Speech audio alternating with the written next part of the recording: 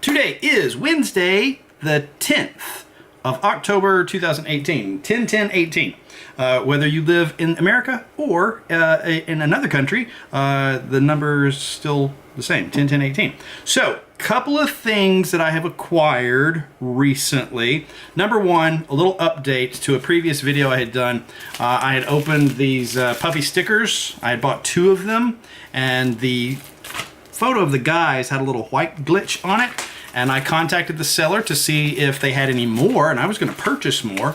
And the seller said, hey, no problem, I'll just send you another one. So I got this one in the mail, which the guys look better, but Slimer's got a white thing on there. You know what I think it is? I think that over time, the plastic on these has adhered to the ink on the puffy stickers.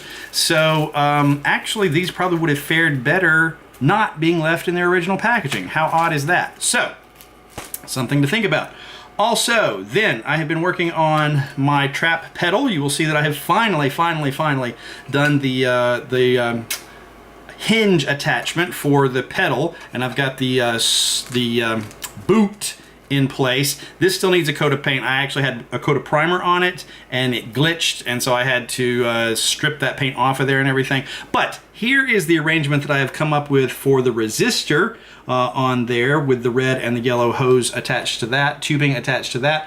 And this is based on a detail seen on the trap pedal that is on display at the Museum of Pop Culture in Seattle. Mopop is the name of that. So I just need a coat of paint on this, and then I'll affix another disc of Sintra, which is what's holding this in place to the base. I'll affix that to the underside of the pedal when I've got my final placement there and everything, and then I can call the pedal bump, bump, bump, done. Had some difficulty with the hardware that I'd originally bought years and years ago to go on this, because it didn't allow me enough compression. The screws and the hex nuts were just gigantic in there, and this thing was only staying about that far closed, and as you can see, that wasn't even touching the boot.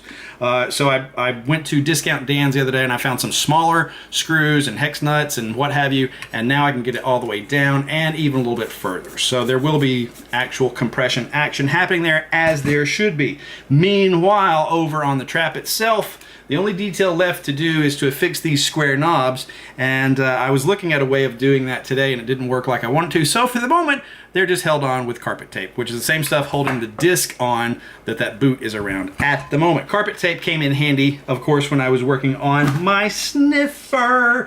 And here's something interesting. Here's something I've gotten in the mail. If you saw my previous video about the sniffer, you saw where I had gotten one oval slide adjuster there to replace, but I still need one more. And I posted about this on the RPF, and a guy by the name of Jan Tosh, remember from the Droids episode where they go to Planet Tynes Horky and C-3PO? And no, I'm kidding.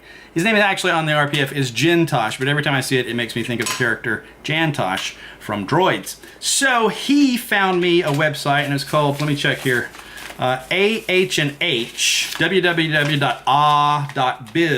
and it stands for American Home and Habitat, and they had these little slide adjusters, but they were olive drab. So I thought, no problem, I'll buy a couple of them, and I'll see if I can get the paint off them easier than I could, because I had to sand it off of this one. And so I bought some, I had some Goof Off, some Goo Gone, some gasoline. Nothing was taking this paint off. I even bought aircraft stripper, aircraft remover, which was not working whatsoever. So again, I had to resort to physically sanding the paint off of one of these, and I will be replacing the rectangular strap with a more oval strap on the back there. So I do like the first one slightly better. It's got more of a rounded bow shape to it, and this one I got as much of that olive drabby or whatever you want to call that color off there as I could, but there's still some remnants. So this one is going to be the one that is a little bit higher and usually hangs on their chest, and this one that's lower to the actual sniffer itself is going to get this other one. And instead of doing 2 identical ones and sand a third one for no reason, I'm going to keep the first one that I sanded on there. So those are most of the things that I have gotten in the mail, but there is one additional package here.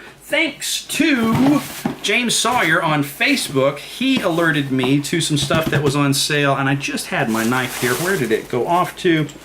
On Amazon, and it was actually things that I had been looking for in vain and never found in stores. So let's rip into this and see what kind of a good deal we got, because if you go to Amazon and you look for this stuff, if it's still on sale, I don't know, because that was a couple of days ago, you too might possibly be able to find all of the real Ghostbusters items from Playmobil. So let's look at these. We've got Spengler. That one was a discount from its original price. We've got Vinkman, another discount from its original price.